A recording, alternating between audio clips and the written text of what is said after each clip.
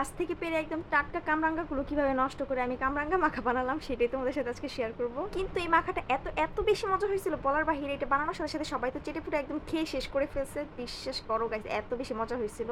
তো কামরাঙ্গা মাখা করার জন্য অবশ্যই কামরাঙ্গা গাছের প্রয়োজন। তো সেইখান থেকে আমরা অনেকগুলো কামরাঙ্গা পেরে নিয়ে আসছিলাম। নিয়ে আসার পরে অনেক দিন ছিল, থাকার পরে সেগুলো একটু হলুদ হলুদ হয়ে গেছিলো। তারপরে আমার মনে পড়ছে দেখে যে কষ্ট করে কামরাঙ্গাগুলো নিয়ে আসছি, এগুলো তো নষ্ট হচ্ছে, সবাইকে দিয়ে দিয়ে শেষ।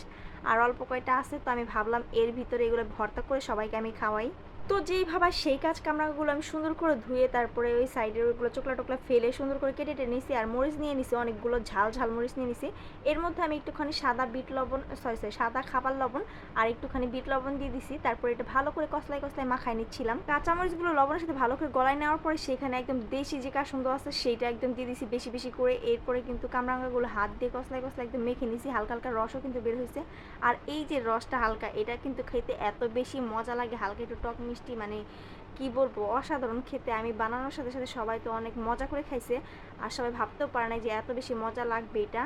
আর এটা তো মানে কামরাঙ্গাগুলো তো বাসায় থাকতে থাকতে নষ্টই হচ্ছিল, আমি যদি না বানাইতাম তাহলে খাওয়াই হতো না।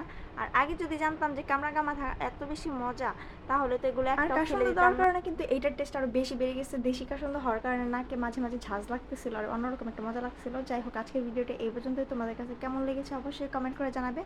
পেজে নতুন হয়ে থাকলে অবশ্যই ফলো দিয়ে দিবে। সবাই ভালো থাকবে, সুস্থ থাকো, টাটা।